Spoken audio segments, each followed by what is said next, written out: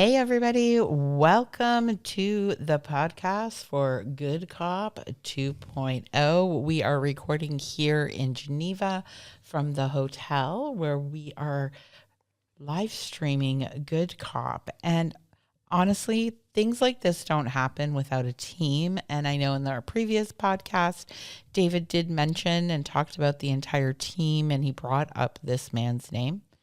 This man's name is Martin Cullip. I was going to do a British accent, but I suck at it. All my British accents sound like anything that's not Canadian. And they had a queen and have a king. Martin is the Senior International Fellow. That's a fancy. He's the SIF at the Taxpayers Alliance. How are you doing, Martin? Yeah, I'm very well, thanks. Yeah. You have been working on this since Panama, have you not? Yeah, we've had it in our minds to do another one since Panama, but we really got down to doing heavy work on it, maybe around March time. That's when I started thinking about the schedule and who we can invite. So, and some of the first invitations went out, I think, at the start of March. So it's been a long time coming, yeah. Yeah, I booked my ticket pretty early, too. Yeah. Yeah, so it has been a long time coming. But can you tell us a little bit, like, how you guys came up with the guest list, like the speakers list, because it is so eclectic. It is, you have different people. It's not like the same old. And I know for me, planning things and interviewing people, it's really about tapping into the resources that we have and building new resources, discovering new people. Yeah, well, the main thing to do would be was to get something that was representative of the world. You know, the World Health Organization is holding its conference. We wanted representatives from every continent. I think we achieved that. We did have someone come from Australia, but unfortunately couldn't travel because of ill health. But we covered just about everything. And the second thing you have to do is you're putting on panels and you're asking questions and having conversations. You need the appropriate voices and the appropriate expertise to have those conversations, and I think we've covered that well as well. So I think we've got 37 experts we've invited from 23 different countries, and I think we've got an exciting program to be discussing these problems here. So. Well, yeah, I was looking at the list and I was like, okay, I want to interview that person, and then you guys said, well, you can't be interviewing people the entire time. I got a little happy with the interviews. Yeah, I think you had 29 guests you wanted to interview. Out of 37. I'm sorry for the 8. I needed to be selective. and David said, and I agree with him, that we didn't want you just chained to this desk doing these. Oh, I love things. This stuff, though. I love this stuff. I love the fact that I feel honored and blessed and grateful to be included. Yeah. Well, we're glad to have you, obviously, but we were just thinking maybe a dozen. Not 29. So we've sort of come to a compromise. But it's interesting, the people you're going to interview, and I think it's going to be great success. I'm really glad you agreed to do it. No, thank you. I'm again, as I said, I'm happy you guys asked me. I love the fact that you guys brought in Dr. Tyndall this year. Okay, I'm giving a plug to my Canadians because he's new. He wasn't here the last time. There is a few other new faces. I don't think Nancy was able to come, or Tiki the last time, but they came. And we have an entire day dedicated. And I know I might have this wrong, but Southeast Pacific, or how's it? Yeah, it's Asia Day. So it's covering Asia Pacific, but it's also covering India. And I think we've got someone there who's English, but she's from Pakistani family, and she goes there a lot. So she's going to be talking about what's happening in Pakistan. So it's going to be a great day, that one. And Nancy, as you said, is arranging all that.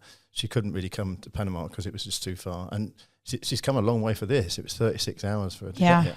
But she's handling that and really looking forward to what conversations they're going to have there. Yeah, absolutely. And we have to remember, like, you know, Asia has a huge population.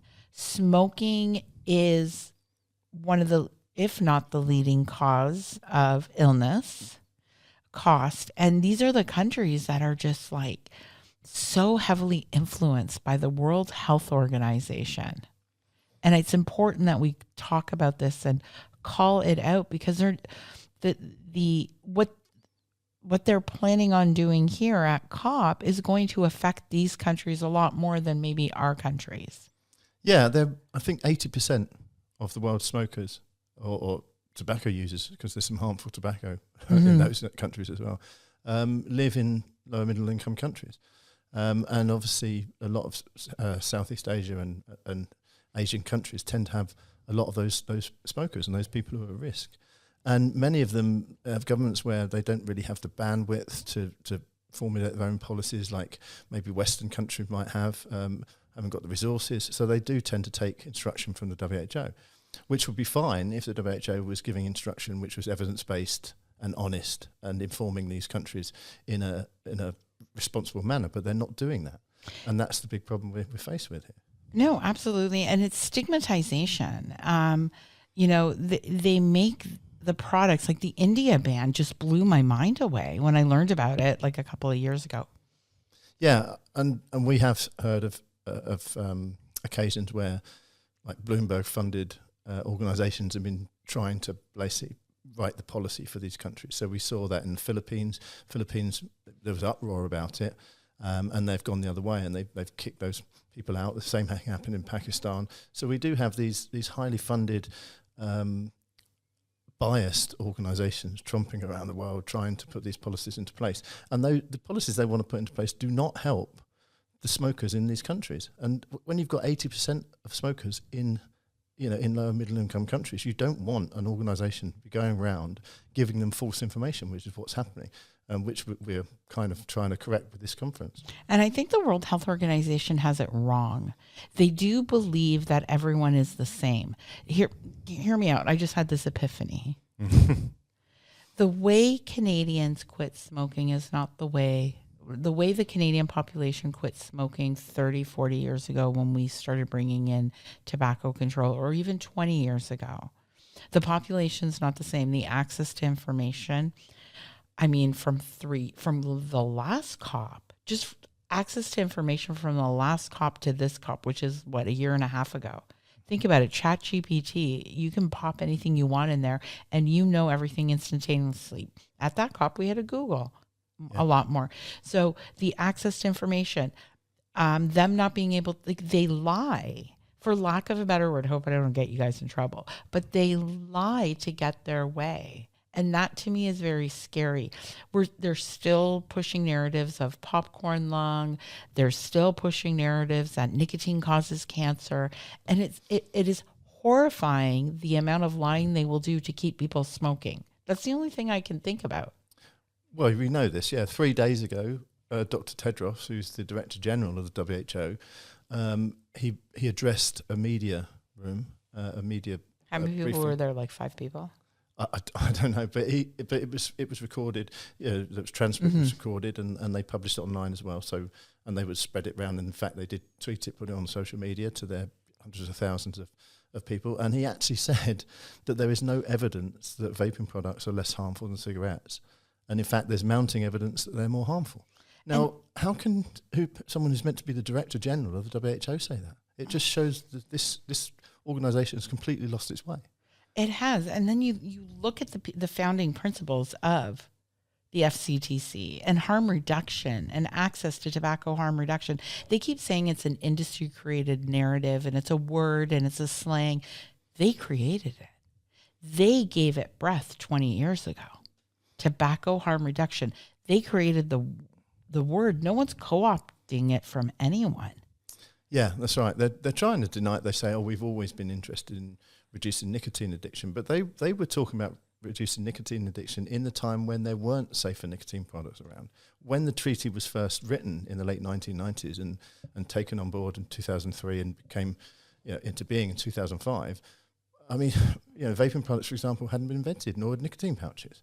So they were talking about in terms of smoking, but now they're trying to pretend that they were always talking about different forms of nicotine. Yeah, I don't like their rebranding. They need They need a better PR company. Like they're just so insulated, insular.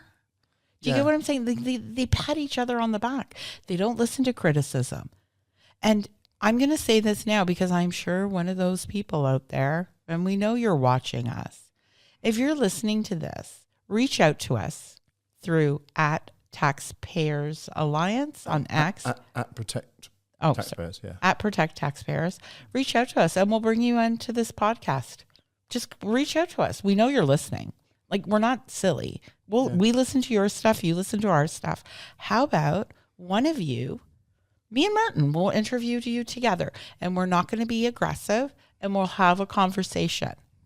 So if you're out there, and I've already sent out my emails to everyone that I know from Canada that's going to be there, and I've invited them to this podcast. And guess what? No one responded. Yeah. They don't like any criticism. They came up recently and said that Stanton Glantz in California came out and said that there's been aggressive lobbying on behalf of people who believe safer nicotine products can work to help smoking cessation. And the aggressive lobbying was basing a letter from Clive Bates. It was just putting forward some points and having an opinion. And oh my goodness, are you not saying that your aggressive lobbying didn't work? Here's the thing, is back in the day, all they did was aggressively lobby, talking about how bad they would, each country was responsible for finding someone that was perfect, that was dying of secondhand smoke-related illness, and trouncing and prancing them around the media. I mean, they are the lowest of the low. They use death. They use illness to get their way. They've created a stigmatization towards people who smoke that carries forward decades after they've quit. So you know what, Stanton? Yeah, and they're now stigmatizing people who use nicotine. Oh, they're trying to. But the difference now is it's not sticking. It's not sticking like that smell of smoke. Yeah, I mean, there was a WHO executive recently, a few days ago, said he just called anyone who uses nicotine an addict. Okay. I mean, these people talking about then us treat who fund us. them. Yes, but here's the thing. Then treat us like an addict. Treat us like every addict. You can't use words and then turn around and your actions don't match your words. When we look at addiction in many of those countries, we look at harm reduction. We look at safer supply. We look at compassion. We look at empathy, and we look at it as the lens of the person who uses it. And we have the lived experience.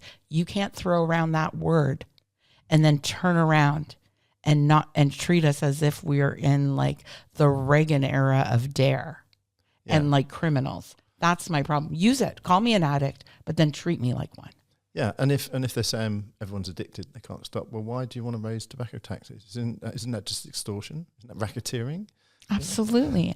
And also, if you want to, how about you just follow the science and know that if we can find a cleaner form of nicotine, we're allowed to use nicotine. Yeah, well, this is one thing that it baffles me. It really does. People have been using nicotine for over 12,000 years. And yet we have these people now at the WHO who are saying we need to have a nicotine-free society. And you think, are you living in the real world here? You're obviously not living in the real world. You know, you can't stop people using nicotine. And I would venture to say that if that's the attitude they're going to have, then the conversation down the road at the conference centre is not where the conversation is actually happening. At our COP conference here, Good COP 2.0, we're having the conversations that should be had. We're having the discussions about these different products. We're having the discussions with people who, like you said, Mark Tyndall, are doctors. We have policy people. We have consumers, many consumers who are not allowed in the conference. And what's more, I'm interviewing Tiki Pang on Monday of the conference. Mm-hmm. I recently did a webinar with Derek Yak, who's one of the authors of the treaty. And we have had wishes sent to us from people who were involved in the early machinations of the FCT treaty themselves. We're getting people who worked for the WHO for years who are actually sending us good wishes for our conference. That doesn't seem to be an organisation that is working on the best behalf of those people in its members, really. Yeah, it says a lot about an organization that claims to be trying to do good, eradicate smoking-related illness, and they turn around and use lies, misconceptions, attacks on the people that they claim they're trying to help. I guess we're too far gone for them. Yeah, the Global Alliance for Tobacco Control recently put out a supposed myth-busting paper. I mean, it was laughable, really. And one of the things they said, one of their myths they said, was that consumers are outsiders are not allowed to go into their comments. Well, that's true. But they said, no, we have strict criteria that we go to and we vet everyone.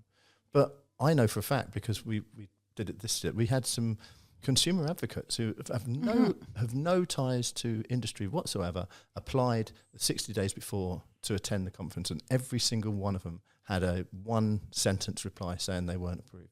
It wasn't even, they didn't even say why they weren't approved. It wasn't even signed by a human being. It just said from the Secretariat.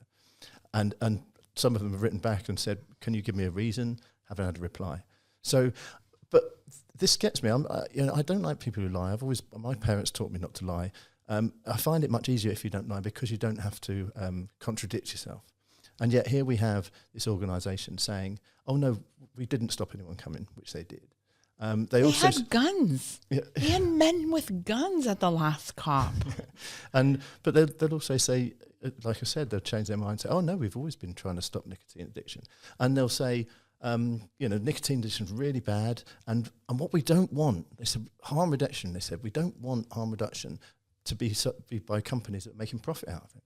And yet Article 14 of the treaty is to say that everyone in all the countries in the world should use NRT. Well, who makes profit out of that? Pharmaceutical companies do. Yeah. There shouldn't be. So they contradict themselves all the time, just twisting themselves in knots, trying to stick to what is basically a policy. They just don't like industry.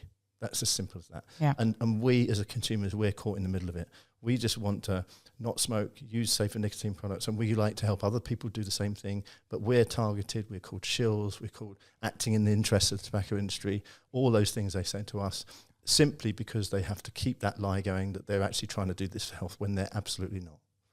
100%. And you know what? Martin and I are this passionate. It's going to be 100 times more passionate during Good Cop 2.0, and you have to stream it. You can stream it here on this YouTube channel. Follow us on Twitter at Taxpayers. Yeah, and you're on our YouTube channel, so you'll find us on our YouTube channel, but we'll make sure that the team puts the link where you can watch us live in the description. Martin, thank you so much, and I can't wait to get started Monday morning. Yeah, absolutely.